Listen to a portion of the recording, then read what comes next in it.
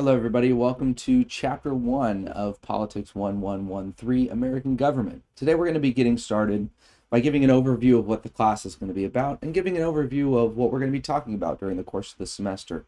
Today, we're talking about people, politics, and participation, and really the difference between those three things. When we talk about government a lot, one of the things that we talk about is the idea that government is not politics. They're basically two separate things. And we're going to talk about that as we go through this course.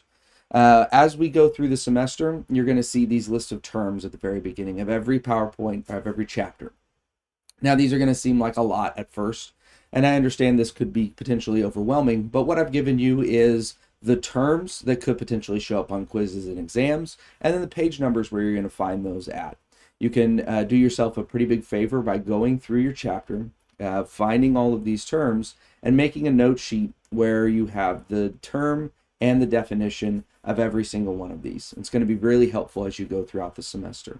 Like I said, there's going to be a lot in every single chapter, and we're not going to cover every single one in the PowerPoints, which is why it's important to read along, in your chapter as well.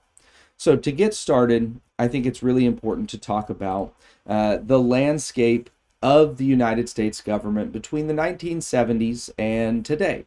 When we talk about government, a lot of the time people think about big G government, this idea of this overarching system that is at the very top of the federal system and that controls a big portion of people's lives. And I think that's a general misconception. Really, youth voter turnout in 1976, and when I say youth, I mean people between the ages of 18 and 29, was about 50%. And that is fairly common. But in the 2020 election, a Tufts report indicated that the turnout was about 52 to 56%. So what we've seen is since 1970, the youth vote between 18 to 29 has increased, not by a lot, but what this is showing is that politics and government in general is becoming more important to the younger population. Pre-1970s, this was kind of seen as an older person's game, kind of your parents' game. But when it comes to government and politics, what we're seeing more and more is that the idea of what a government should do, who should participate in the political process, is trending younger. We're living in a world where it's not exactly your parents' politics anymore. The governmental system, the interactions with the governmental system is not the same way that it was when your parents were growing up. And this is largely affected by the idea of politics being engaged and being discussed in the digital age. The traditional party systems aren't as likely to apply as they did in the 70s, 80s, 90s, and even in the 2000s. As we get into 2020, deep into the 2000s, we're seeing a change in kind of how people interact with the political process, the types of political attitudes that people have, and the idea of community and government. When in the 1970s and 80s, people were highly engaged within their specifically local community. If you were engaged in your community, you probably knew your neighbors, you probably knew the few people down the block, you probably were engaged in the people within your community. With the increase in digital communication, you have the ability to seek out your community. Now, this has been beneficial in many ways, where people who didn't necessarily have a community before or were shunned from their own communities, their local communities, are able to find people within not only the United States but also within the world who have a sense of community with them. We've seen this in the gaming community.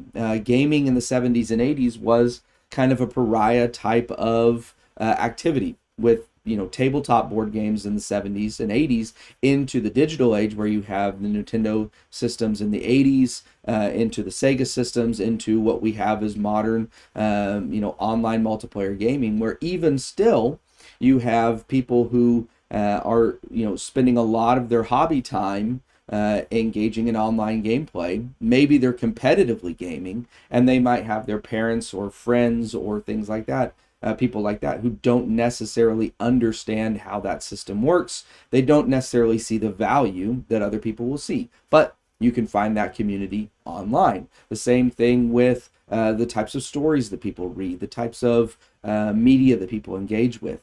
You're able to find your communities outside of your actual locality. And this has changed the way that we engage in the political process, because when people are finding that community, then the issues that they're engaging with are different. If you are heavily engaged in the online gaming community, you might have a different attitude about net neutrality than somebody who doesn't necessarily use the internet except for to scroll through Facebook. So the political process is changing with the digital age. Many people's political opinions are formed by their parents, but like I said, that's changing with the global landscape and how people don't necessarily reflect the same values that the older generation did. The problems of tomorrow aren't always going to be an issue to older people, because people in their 50s or 60s aren't necessarily going to care as much about what's happening 70 years down the road. That's not saying that they won't. It's saying that the issues that they're going to be more focused on are the issues relevant to them right now. And that's kind of just the nature of humanity. We are focused on what's going to be directly affecting us. And for people who are in their 20s and 30s, what's going to directly affect them are the things that are happening in 50 years. Whether Social Security is going to be available in 50 years, whether there's going to be enough money in the bank account for that. So it's really important to kind of, as we go into this, understand that there are differences in the way that people approach the political process. And this influences political efficacy. And efficacy is one of those things that I'm going to come back to several times over the course of the semester. Efficacy is the idea, basically the belief that ordinary citizens can influence policy. Your belief in your ability to influence policy. Now, political efficacy is generally pretty low among younger populations, especially because they view the political process as their parents' kind of realm. If before 18 you don't have a whole lot of options to engage in the political process, that's changing in some states. Some states allow people as young as 16 to vote in local elections. But when it comes to the political process, political efficacy among younger populations is generally pretty low. Not only are they focused on the fact that most of the political influence rests in the people between 40 and 70, but they're also focused on building their lives. They're focusing on either going to college, getting their education, starting their careers, maybe starting a family. And so they're engaged in these lifetime monumental things then where the political process is not really top among those. So as we go on, I'm going to be talking about political efficacy quite a bit, and how people can believe that they can influence this political process. And my goal by the end of this semester, one of my main goals, is to increase your political efficacy, even if that's in local elections, and understanding how local government systems can change based on maybe 5 or 10 votes in many cases, and how those 5 or 10 votes can change what kind of internet you have in your community. And there are many situations in which you have different internet agreements that are made between local governments, city governments, and internet providers. And if there is basically a monopoly of an internet provider through a city, you might have internet that might be poor quality. And so that might have an impact in how you can influence local government. Now, it's important to note, it's important to note that the general political efficacy of the United States is fairly low, which is interesting because you have so many people who don't necessarily believe that the government reflects them, but you have a government made up of people that are elected by individuals. About 17% of people in the United States trust that the government is doing doing what is right all of the time or most of the time. This is incredibly low. And this has been a trend since the 1970s, and it really started with Vietnam, when people saw the actions that the United States were taking in Vietnam. They started to have this declining faith that the government, big G government, was doing what was right. And over the years, what we've seen is kind of this decline in faith and trust in the government. Now, it's important to again reiterate, the government is not a singular entity. It is thousands of individuals made up from around the United States supporting specific populations. So when we go into and discuss this system, it's important to break that down and remember that that is the case. Now, when we talk about government in general, I think it's really important to identify what government is. Government is a system. Government is the collection of institutions that create and implement policy and the laws that guide the conduct of the nation's citizens. Government is the rule book. Government is not politics, like I've said before. There are going to be several times where we're writing either discussion boards or we're writing papers or things like that, where I'm going to break out and say, you're speaking from a political angle, you need to speak from a government angle. Your role in this class is not to support or defend a specific political ideology.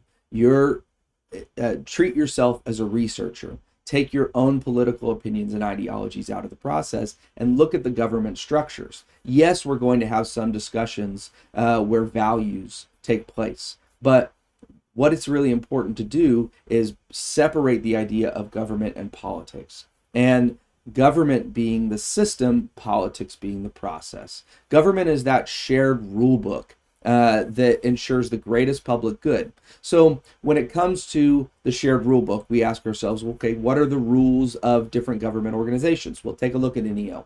What are the rules of the college? Do you have to show up to class? No, you don't. Now, in many cases, you are penalized if you don't show up to class. You might receive a reduction in your grade if you don't show up to class. But nobody is forcing you, dragging you to the class. But you have to pay your bill. If you don't pay your bill, you can't enroll in classes for the next semester. So there's a shared rule book here. If you go streaking across campus, you're probably going to get arrested because it's public indecency. We have a shared rule book where there are rules that you have to follow as a college student. If you park in a parking spot without a visitor's pass or without a parking pass, you will get a ticket because that's part of the shared rule book of the government of NEO. Think about this in terms of a government at a large level now. How are hospitals organized? How are the police organized? How are utilities provided? And are utilities provided? How are we focusing on job security and safety? So government are basically established on the shared values of the people. So in the United States, we have an idea of these shared values, and that's the government should protect the sovereignty and the sovereign territory of the citizenry and the citizenry themselves. So protecting the public defense or engaging in the public defense, making sure that our territory and our people are secured both nationally and internationally. Preserving order and stability, ensuring that when you go out on the road, you can be reasonably safe and secure in your person and property, that you are going to have your things stolen. And if you do have your things stolen, then there are specific steps that can be taken in order to have those things recovered and returned to you, and have the person who took them to be punished for it. Order and security, establishing that legal system that kind of feeds into that order and security, so that basically you don't have this system of rampant theft. You have legal systems that can punish theft and ensure that people are going to be secure in their person and property. To provide services such as water and electricity. And we see this kind of in a combination of, in some cases, private companies and organizations. And if they are private entities, are they providing safe water? Are they providing reliable energy and things like that? To raise and spend money, to basically accomplish all of these other values, a government has to spend money. In order to secure the defense of the territory, you have to have a military of some form. Now, whether that military is 1 million standing soldiers or 1 million computerized drones, that's a value system that's kind of a different trade-off there. But money has to be raised and spent in order to secure those values. You have to, but there is considerable debate on how that money is raised, how much of that money is raised, where the share of that money comes from, and how that money is spent. But we understand, we all recognize that there is a need to raise money in order to spend money to secure those other values.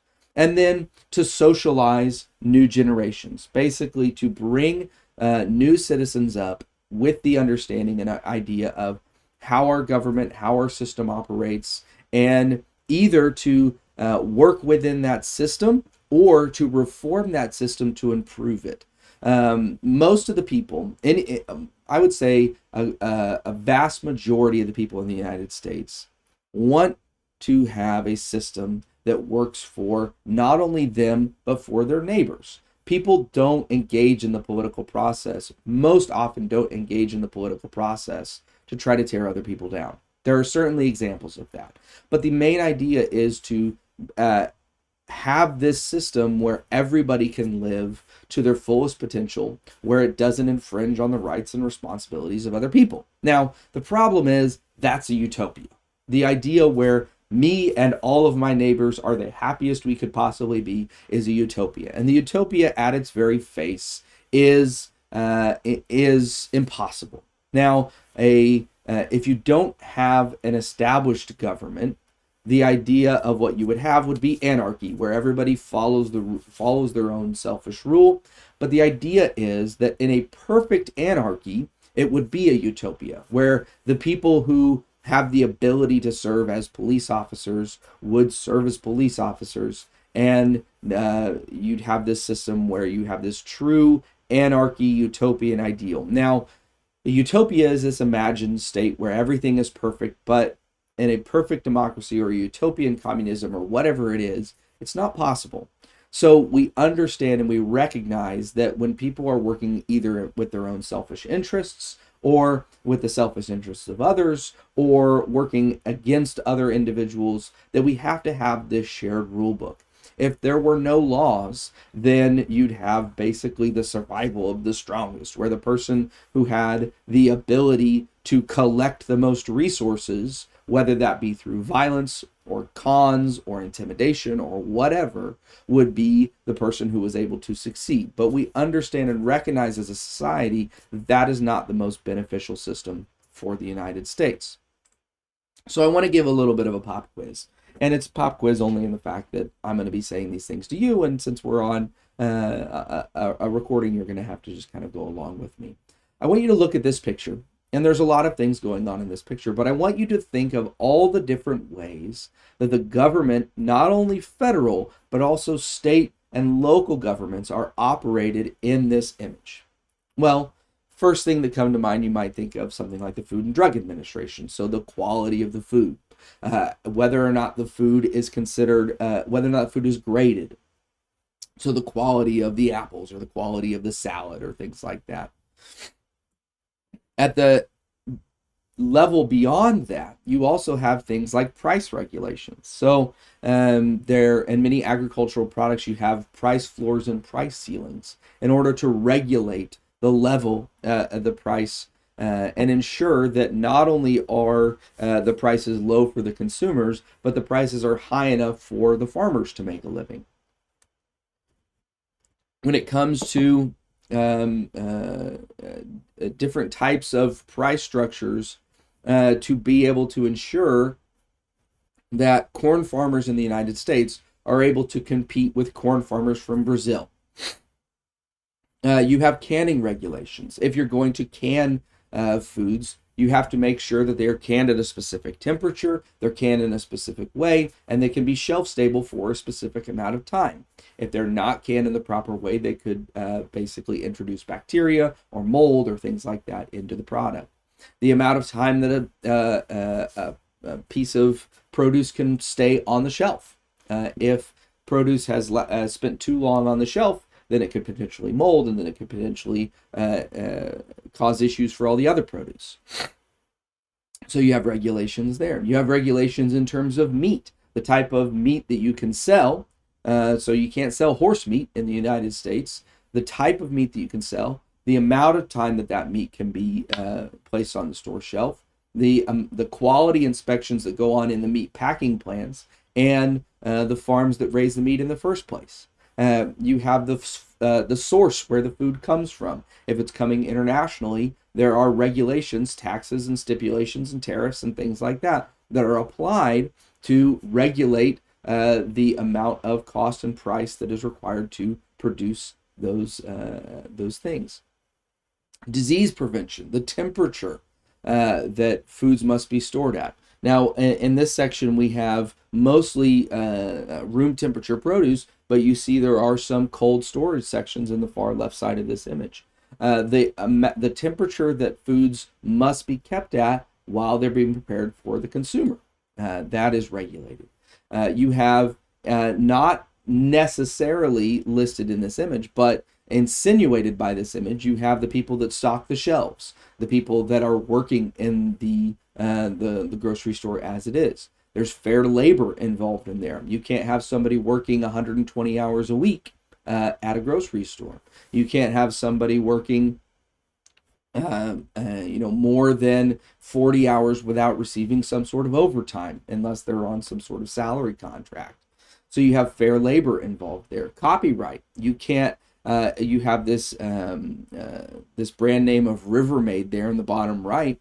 You can't sell something as Rivermaid or use that brand if it is not your brand, if you don't own that brand, because that undercuts the actual product itself. You have electricity production. The electricity that is provided to the store is routed from a power plant. You have regulations on what those power plants can and can't produce, the type of electricity they can produce. The building codes, that structure has to be built in a specific way. If you don't build it in a specific way, then it's not necessarily safe. State and local tax structures, whether or not you have an 8% grocery tax or a 10% grocery tax, or whether it's a tax-free spending day that sometimes happens before school and things like that.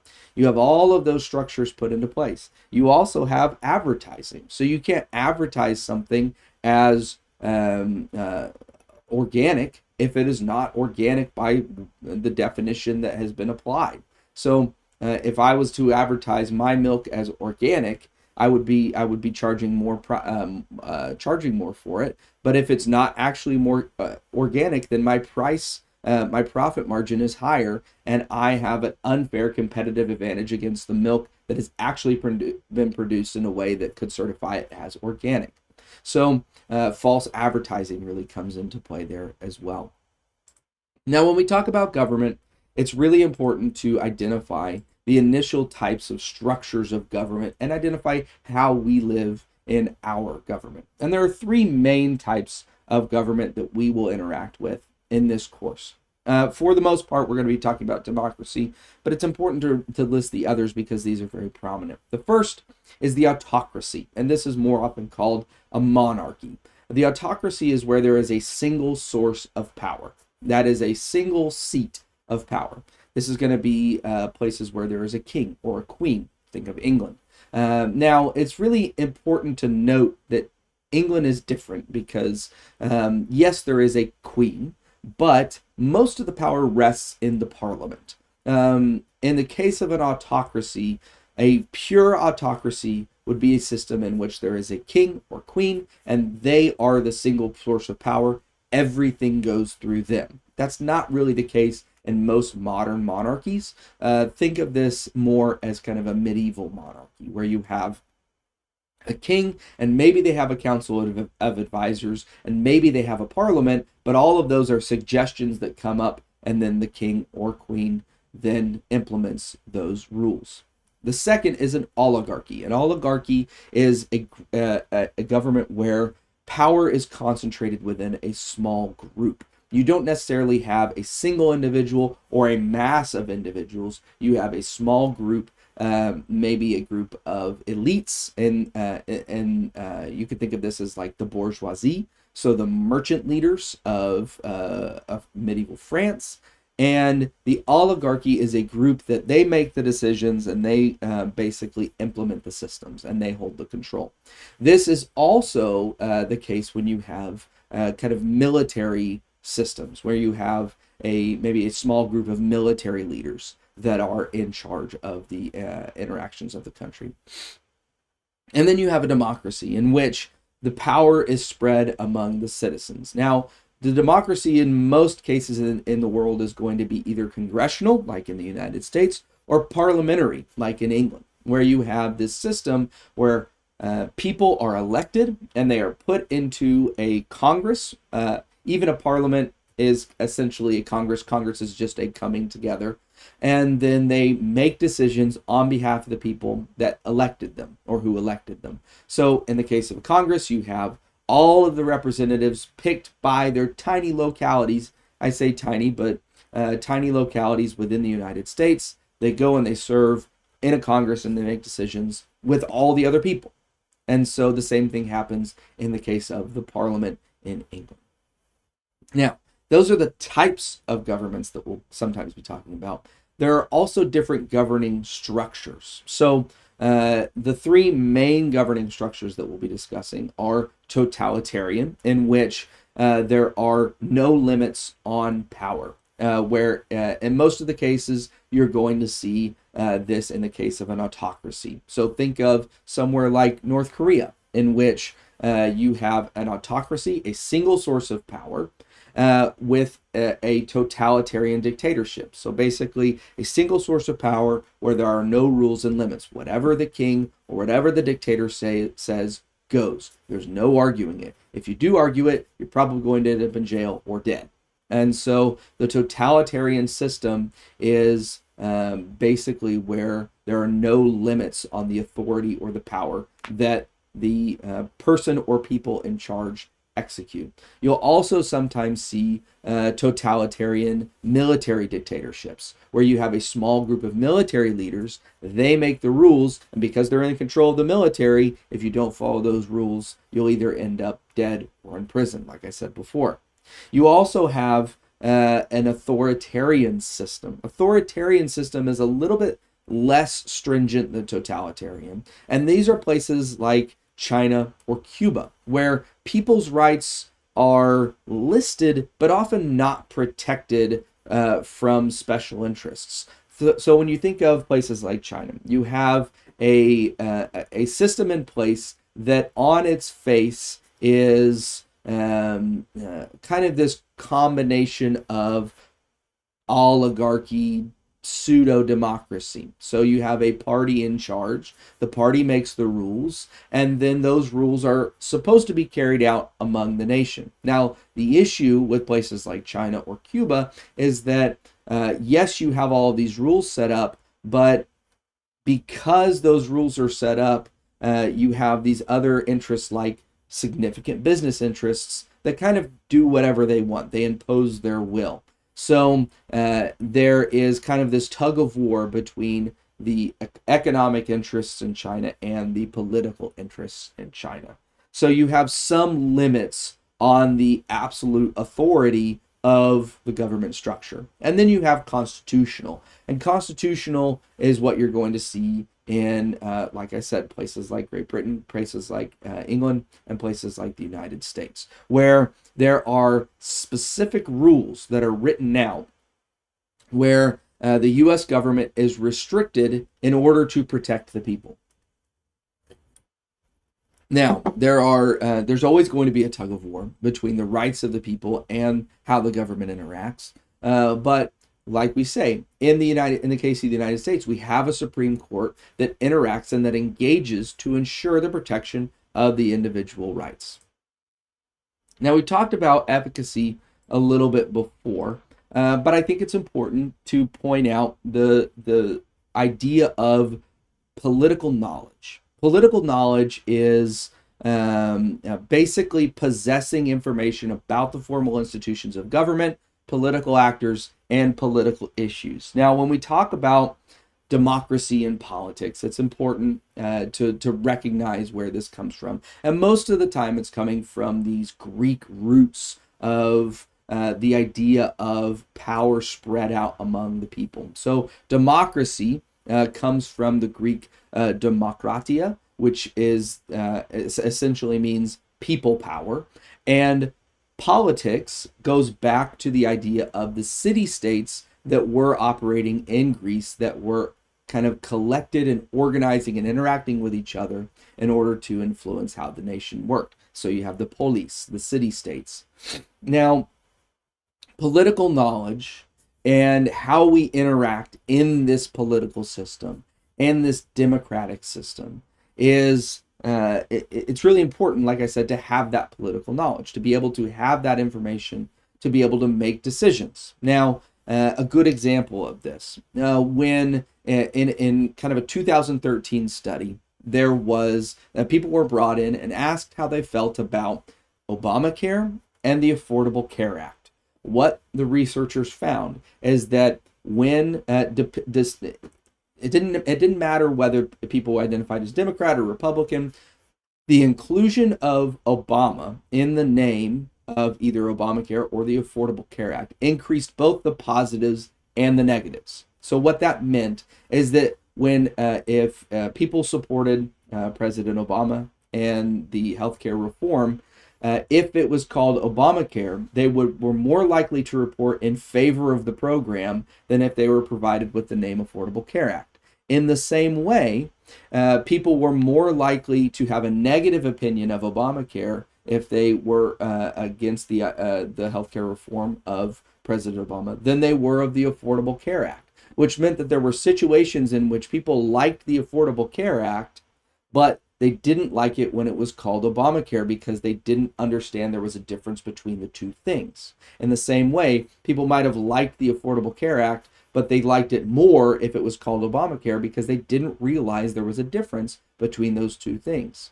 Or there was no difference between those two things. So even though they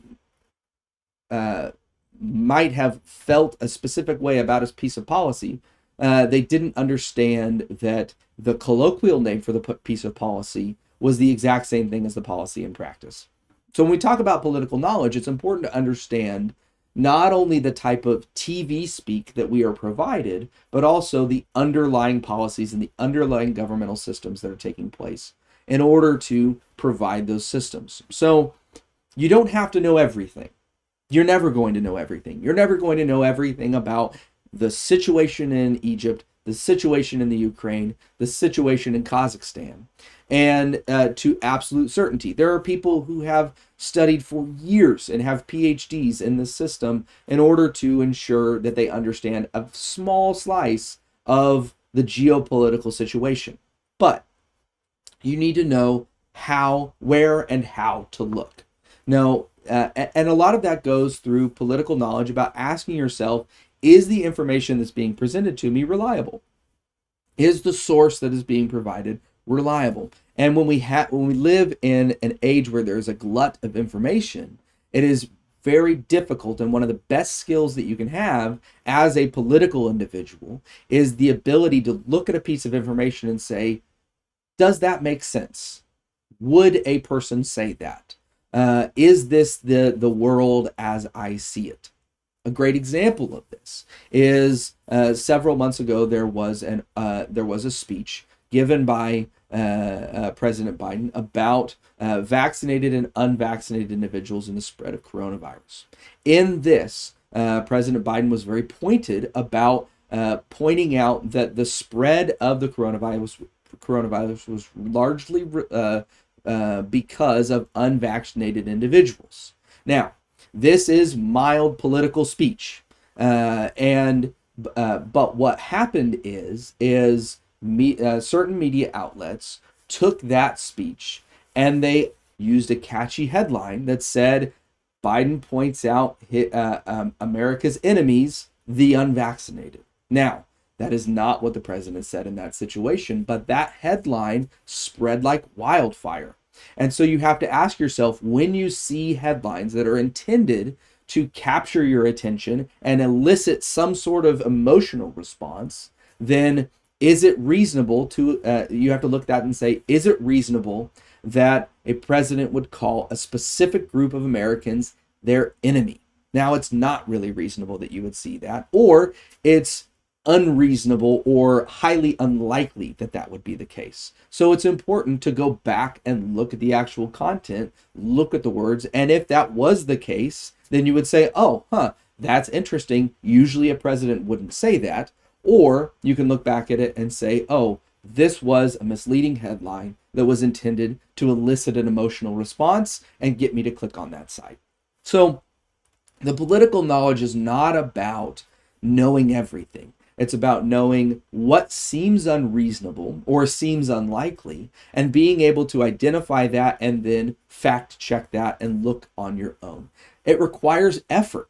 We're going to talk about that a little bit later. It requires a lot of effort to not have the wool pulled over your eyes. And so it's really important to be able to know where to look and know reliable sources where to look. Now, when I talk about the American political system, one thing that I'm always going to focus on is the idea of the birth lottery. The birth lottery is kind of my summation of being born in the United States. When we look at the American political system, the U.S. political system, there are issues with the American political system, the U.S. political system, but people wake up most mornings, and a vast majority of the people in the United States will have clean water to drink. A vast majority of people in the United States will have the ability to go and work for a wage. A vast majority of people will be able to wake up in the United States and have a roof over their heads. This is certainly not the case for everybody in the United States, but on the whole, life in the United States is relatively comfortable compared to many places in the world. And so when I talk about the birth lottery, I talk about the idea that because we have the ability to engage in these processes, to answer these questions, to solve these problems, we have a responsibility. Because you and me, you are born in a situation in which you have the ability to go to college. I don't know about your family situation. I don't know about your family income. I don't know about your marital status or anything like that. But what I do know is that based on the fact that you are watching this video right now, you have the ability to engage in higher education. Not only education that was enough to get you through K-12 or a GED or a high school equivalency, you have the ability to go beyond that and have an education at the college level. Now that's pretty extraordinary, especially taken on a global scale. Billions of people do not have that ability to higher education, and we do.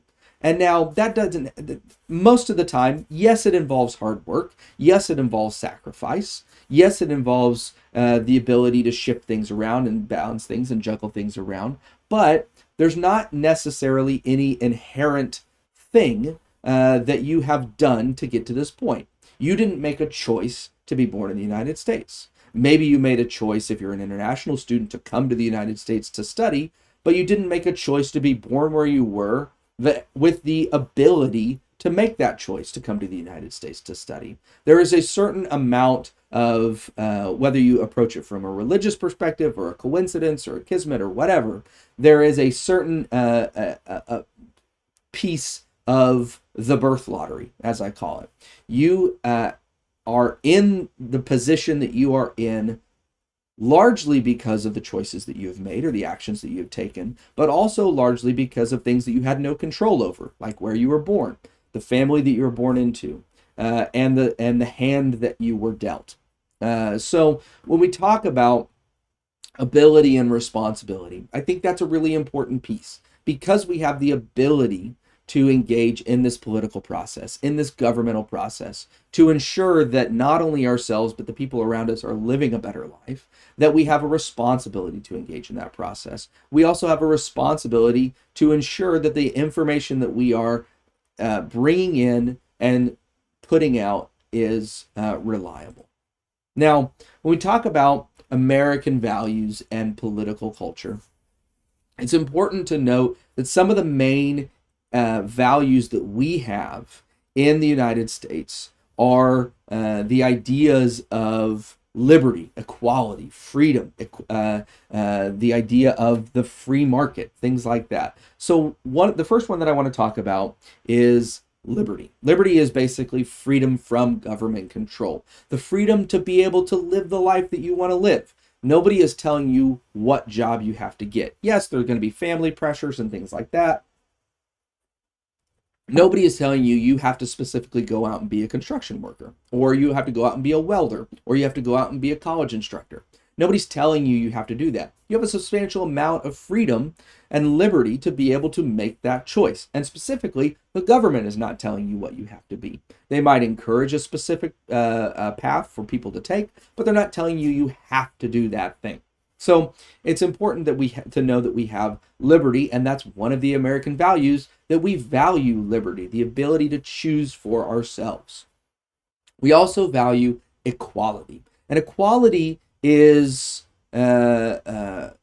really kind of fuzzy, and we're going to break that down. So equality is the right to participate in politics equally based on the principle of one person, one vote. Equality does not necessarily mean equality of condition. We don't have equality of condition, and we probably never will. If we had equality of condition, then we'd have absolute and true communism. Now, this idea in which, or socialism, in which everybody has the exact same amount and is exactly equal in their situation. That's not what we strive for. That's also not what we have and will never have. What we have in many cases is equality of access, equality of opportunity.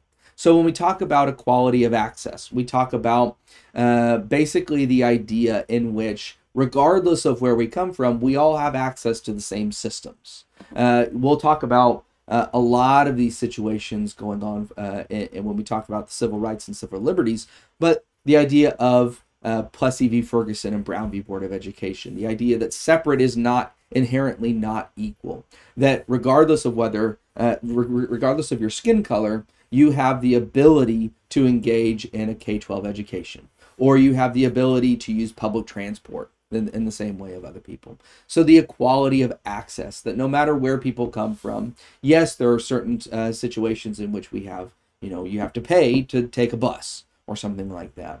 And that comes to a different situation altogether. But when it comes to equality of access, this idea that you have the ability, we all have the ability to engage in this system. You also have equality of opportunity. The equality of opportunity is the idea that regardless of who you are, regardless of where you come from, you have the ability to use your skills and your resources and your smarts to be able to reach your fullest potential. Now, everybody's fullest potential is going to be different. Some people are reaching their fullest potential might be a manager at a construction yard. And another person's fullest potential might be, the director of the UN or something like that. That's not to say that the fullest potential of any person is greater or lesser than any other individual. Your fullest potential is different for each person. So the equality of opportunity is that every person should have the opportunity to reach for that fullest potential. Now, when it comes to reaching our fullest potential, the United States has is in a unique situation because of, in the early United States history, up until 1865, there was a system of slavery in the United States in which African slaves were taken from, or African individuals were taken from their home, transported and enslaved in the United States and the islands in the Gulf of Mexico.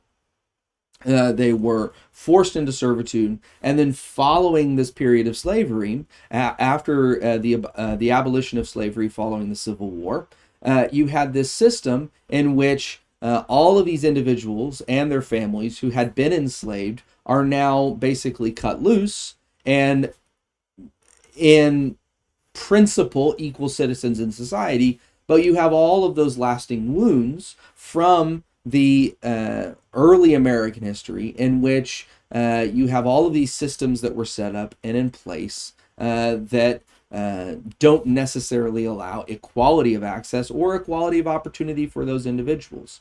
Lyndon Johnson often compared the equality of opportunity to a foot race, and in the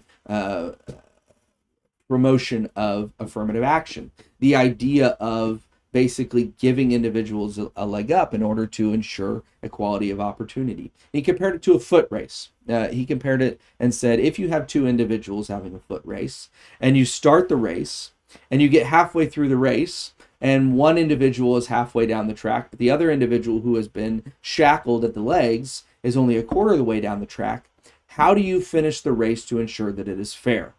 Do you take off the shackles and run the race from where they were? Well, one individual has a head start. Do you remove the shackles and then bring the other individual back up to halfway? Well, who's to say if they wouldn't have had the shackles on in the first place, they would have made it halfway or may have made it further.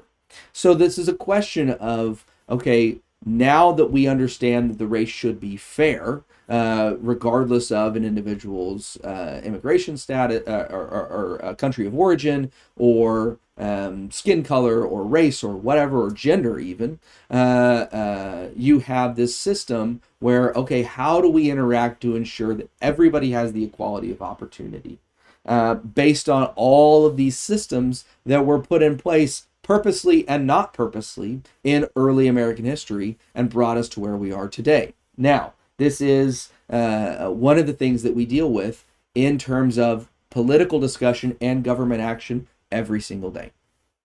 And then we have the system of equality of economy. So when we talk about this system of income inequality. So when we talk about income inequality, we'll talk about this a little bit over the course of the semester. But income inequality is the idea that over the past really 50 years or so, that there has been an increase in what's called the wealth gap. And the wealth gap basically means that the share of U.S. income is shifting, where the richest individuals in society are gaining more wealth, and the lowest income and middle income individuals are gaining less of that wealth. So as you can see on the graph here, in 1970, low income individuals earned on average about $20,000. Higher income individuals earned about $56,000, and then highest income individuals earned about $126,000. But by 2018, that had expanded. So the gap between upper and median income individuals had expanded fairly significantly, and even the gap between middle and lower income individuals had expanded as well. So you can see on this graph here, the share of U.S. aggregate income, you've seen there's been a greater share of aggregate income for the upper class individuals or the upper income individuals, and there has been a pretty dramatic decline in the share of U.S. aggregate income for middle income individuals. Now, this is important because middle income individuals are the vast majority of the population. So what you're seeing is more U.S. income is being controlled by a smaller group of higher income individuals. And these are the kind of things that we talk about and we discuss when we have these situations in which is political action going to take place? Is political action going to be engaged? So the question is, how do we address that in a political or governmental system? Now, I think it's important to step back and talk for a second about the idea of liberty. And we've talked about liberty a little bit before, but I want to go back and I want to note that how we define liberty is changing. So the questions that we ask ourselves today are, should the government collect data on individuals? Should it collect data on citizens? Whether that's age, we have certain census information that we collect, but location, that sort of thing, relationship status, that sort of stuff. Well, we provide that stuff and we provide a lot of data of ourselves to social media platforms. Should we provide that information to the government as well? Or should social media platforms provide that to government as well? And should social media platforms collect that information at all? And so that's really important when we talk about the idea of liberty and how liberty and that idea is changing. Now, Another American value that we have in the United States is the idea of capitalism. And capitalism is essentially a system where the means of production, so the ability to produce things, are privately owned and then are used to produce profit. So if you can build a car, you can build that car and then sell that car. If you can write a book and publish that book and print that book, then you can sell that book. Now, there are certain, in the case of in capitalism, in many cases, there are steps in which maybe you write a book and then you take it to a publisher and the publisher publishes the book and the book is bought.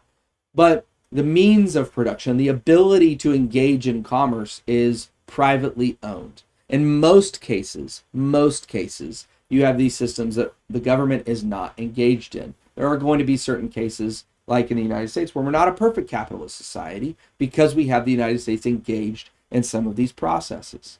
You also have the idea of capitalism and private property. In the United States, we have a Western concept of private property, this idea that an individual can own a plot of land, and on that plot of land, they can essentially do whatever they want. In many cases, this is not how property works. Even in traditional native society, you didn't necessarily have property ownership. You had the idea of property use. The ability to, everyone was kind of using property as needed. And a lot of this had to do with the availability of property. Now, post-colonialism, you have this idea of private property in which an individual owns a piece of property, uses that piece of property for their own profit, and then is able to reuse that property. You also have the idea of consent of the governed, the idea that people give consent to the government power. The government's power comes from the consent of the people. The people decide and give permission to be governed, and it's particularly interesting because consent in a post-truth society is particularly interesting because the idea of post-truth is where objective facts are less influential in shaping public opinion than appeals to emotion or personal belief. You have this image here. You have truth, where I think, therefore I am, and post-truth is I believe, therefore I'm right. And when we have a system where, like I said before, people can find their own communities, that cuts both ways, where people can find communities based on interests and values and positive engagement. People can also find communities that are potentially toxic. Specifically, when later on in the semester, we're going to talk about conspiracy theory, organizations like QAnon that have proven to be toxic, and you have this ability where it's capitalizing on emotion and personal beliefs in the face of objective facts, and how that can make it very difficult to engage in a constructive conversation when you are arguing or discussing or even conversing in a post-truth society. Now, the idea of consent of the governed in the United States is the idea that we have majority rule with minority rights. The ability for the largest portion of the population, the largest prevailing attitude in the population, will have the ability to implement changes and implement laws and legal systems. But the individuals who are in the minority still have rights. Their rights cannot be infringed by the majority population within reason. And that's why we have a Supreme Court. We'll talk about that in a later discussion. You also have the idea of individuals, families, and communities. These are part of the American values. We have a large emphasis on the individuality of the importance of individuality in the United States, and this is incredibly important to our governing system. We also have the importance of family, the importance of not only the family, the rights and responsibilities of an individual to a family, but the rights and responsibilities of a government to a family. We see that in our tax structure. tax credits and tax breaks that are provided to families for specific things. People married filing jointly, people filing with children, people filing with their elder parents or things like that. And then you have the idea of community. And I've talked about the idea of community in this digital age as well.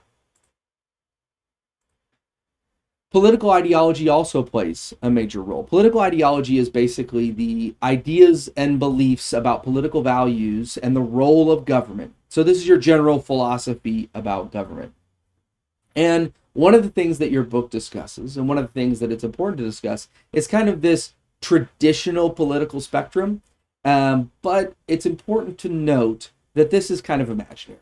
That a political spectrum insinuates that you're either this amount left or this amount right. And we know that that's not true. We know that it is more kind of like a three-dimensional scatter plot than a spectrum. And one of the things that we'll talk about is that many of the disagreements and many of the discussions that we have in the political process comes from this issue of trying to simplify situations, trying to simplify ideas. And so when we talk about this political spectrum, it's important to recognize that it is imaginary in many cases. But for the sake of argument, we're going to take it and we're going to take it at its face. On the far left, you have the idea of socialism, and which is strong government control of the economy. And this is focused on implementing equality, basically ensuring that everybody has equality, everybody is as equal as possible. Now, excuse me, perfect equality is not going to be practical, as we've said before. But socialism is this idea of striving for that perfect equality. Liberalism, to the left of that, is that government action should be engaged with to promote opportunity, to basically focus on this equality of opportunity and ensuring that equality of opportunity is foremost in the eyes of the government action and the protection of individual liberties. The moderates, which most people would consider themselves moderates in modern United States, because people like to think of themselves as rational. Moderates are focused on government fostering stability through balance and ensuring that there is non-discrimination in opportunity, that there are protection of some economic freedoms, that there is a system that is government action is taken to ensure that everybody has a fair shot. Conservatism is further right, in which government action is used to bolster capitalist systems that are already in place, to ensure that traditional values are implemented, stability is implemented, and economic freedom is implemented. And then you have libertarianism, which technically is very far right, but is kind of off on its own a little bit. Libertarianism is which no government regulation is implemented on the economy, and government is as hands-off as possible. This is focused on absolute economic and social freedom. So basically, the government doesn't tell you whether or not you can have an abortion. The government doesn't make you pay taxes. So this is the idea of libertarianism, that the government is hands-off in all regards. And this is an ideology that focuses on change and how ensuring that the government doesn't engage in the life, kind of extreme liberty. Now, the political reality is that the people don't fit into boxes. People don't fit neatly into these traditional systems, but we are focused on and tend to cluster around groups like sports teams. People cluster around Democrats, Republicans. They cluster around these large parties. And we'll talk about the party structure later and how the party structure can help but also hurt government action. So a one-dimensional ideology, ideological system is limited and fails to reflect individual complexity. Modern Americans have been trending toward moderate. People, like I said, people like to think of themselves as rational and moderate and middle of the road. And I always like to use this Walt Whitman quote: "I am large, I contain multitudes." A person can have a specific attitude about an economic system that could be considered right wing, but they could have a specific attitude about a social policy that could be considered left wing. And that might not fit them neatly into the left wing or right wing boxes, but that doesn't mean that those viewpoints and that political ideology is not valid. And we're seeing that a lot more with younger populations. Like I said, younger populations aren't fitting as neatly into these traditional party systems, and more people are disaffected and unhappy with the traditional party systems, and they feel like the system is broken. Now, one way that we focus on the changing U.S. society is tracking demographics. We use demographics, which are basically collections of age and race and income and job titles and things like that, in order to track different groups. Because even though everybody is an individual, groups tend to make decisions that are similar based on different things. So you might have in the case of the 2020 election, you have the Cuban American population in Florida, which largely voted as a group that was outside. This is kind of a situation in which demographics worked and didn't work. Demographics indicated that the Latino population was going to vote largely for Joe Biden in the 2020 election. And so that was applied because the Latino population can largely be seen as voting in a population chunk. However, in Florida in the 2020 election, the Cuban American population was much more split and leaned toward Donald Trump. And so in the 2020 election, you had this situation in which underestimating the Cuban population in Florida led to a surprise outcome when Donald Trump won Florida in the 2020 election.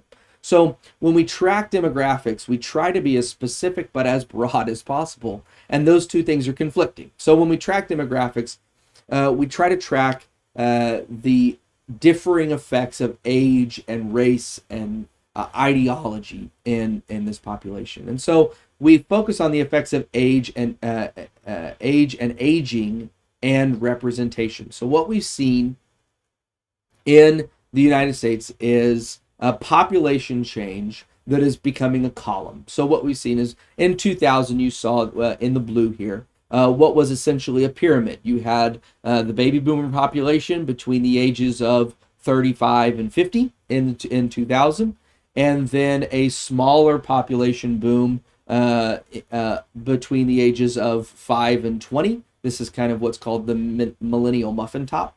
And so what we'll see is by 2050, that will have spread out into a column where you have this population that will be largely between 20 and 65. So you have a very large working population, traditional working age population. And then you will have this kind of columning out. Now, when we look at this, we ask the question of, okay, how is this going to affect change in the United States? The population will look very different than it does now. What we see is this baby boom population in 2050, or really past the baby boom population, but an aging millennial population where we have a large number of people. The greatest increases that we're going to see are in the ages from about 50 to 100. And we're even going to see people in 100 plus in these population estimates. So what we're going to see is an increase in an aging population. And so when we talk about aging, it's important to recognize who is being represented in Congress. Now, this data is incomplete, but it helps serve the purpose that the population itself is you have essentially 19% of the population currently is from age 0 to 19, no representatives in Congress because the minimum age is 25. From the ages of 20 to 44, this is 34% of the population. They're represented by 53 representatives, so that's 14% of the representatives. So half as much as their population would indicate.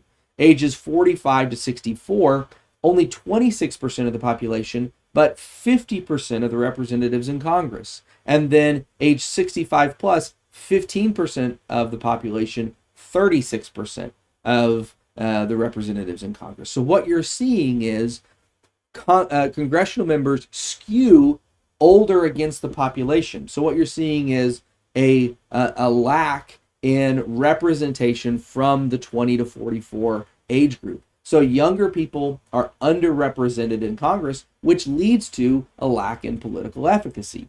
And so it's really important as we go through to remember that. Remember how people are represented and how people are engaging in this political system. The U.S. is also becoming more racially and ethnically diverse. So when we look at the 2020 census, about 325 million people in the United States, what we see is 62% of population is white. But what we're going to see is by 2060, that'll be about 44%. 17% Hispanic in 2020, about 27% in 2060. 12% Black in 2020, 15% by 2060, 5% Asian in 2020, 9% by 2060, 2% two or more races in 2020, 6% by 2060, and then 1% in Native American, 1.5% by 2060.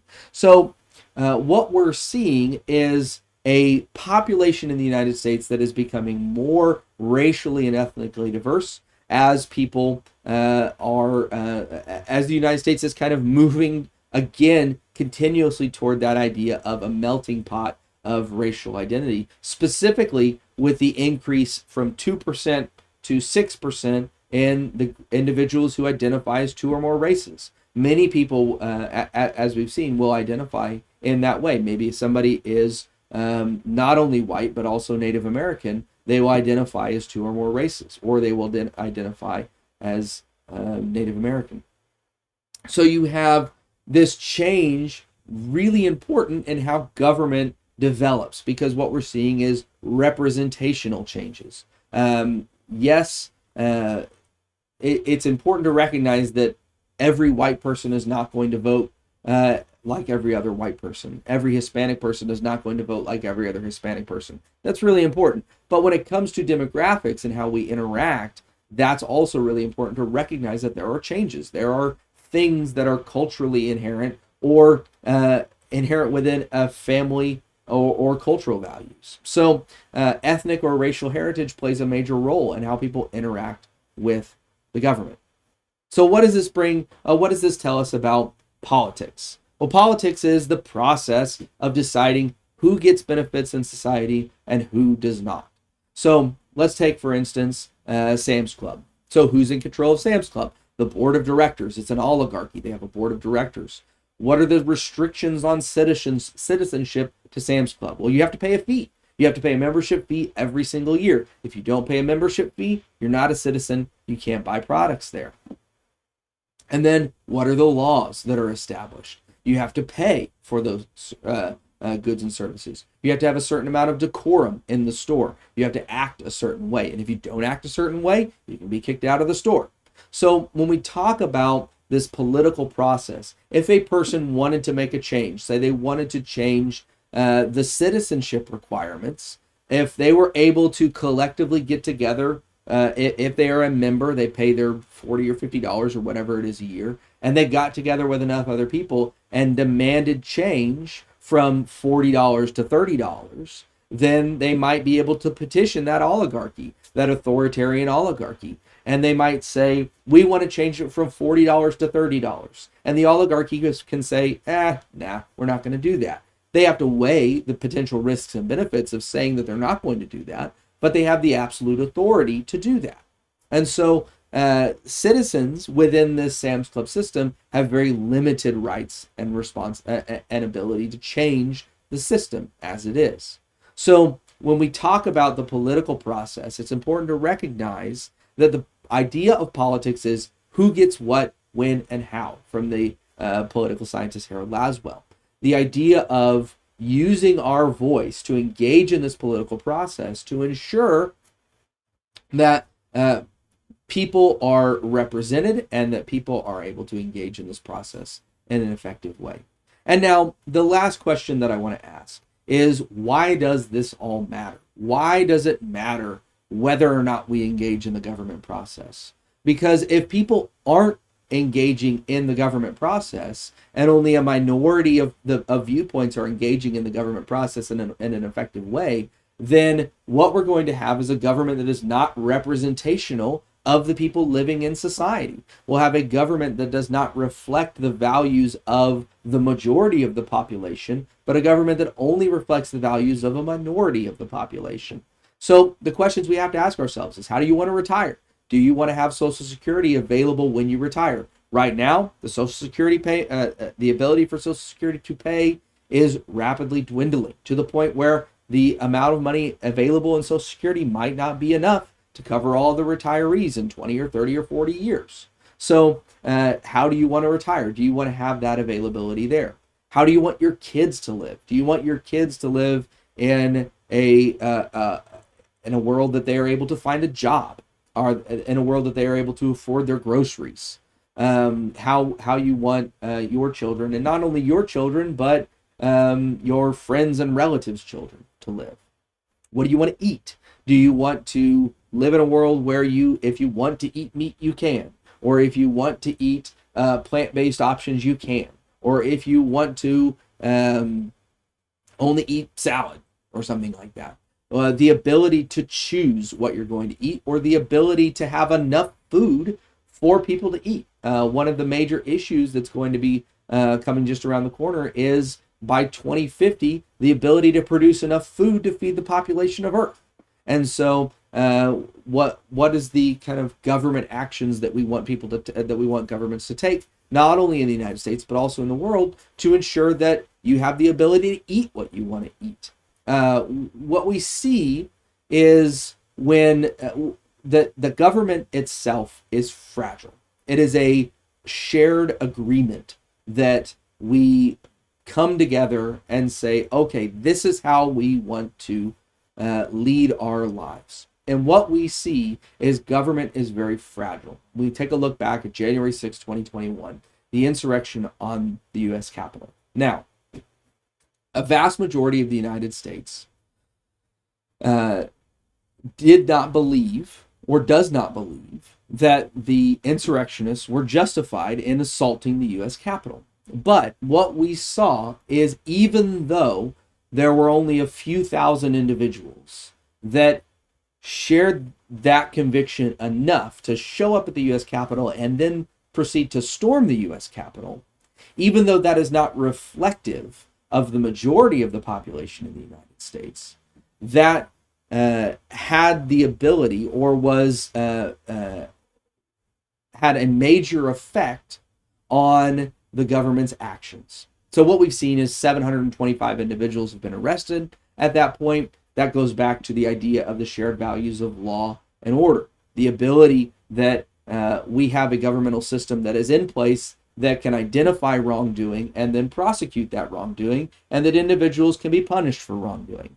But what we see is the government is fragile. Whether or not, whatever side of the political imaginary spectrum you fall on, we all agree that we desire for the government to operate that in an efficient way that secures individuals' protections and rights and operates in a way that benefits people.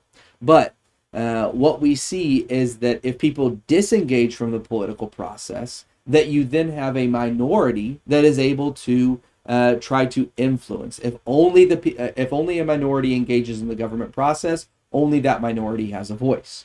And so what you want is to have a situation in which as many people as possible are engaging in this political process in order to ensure that the complete plurality of views is organized and viewed and discussed and promoted. So when we come to the fragility of government, it operates on the basis of people engaging in that system. So what's the path forward? Is this the end of civil discourse? Are people no longer going to be able to engage with each other in a significant and beneficial way?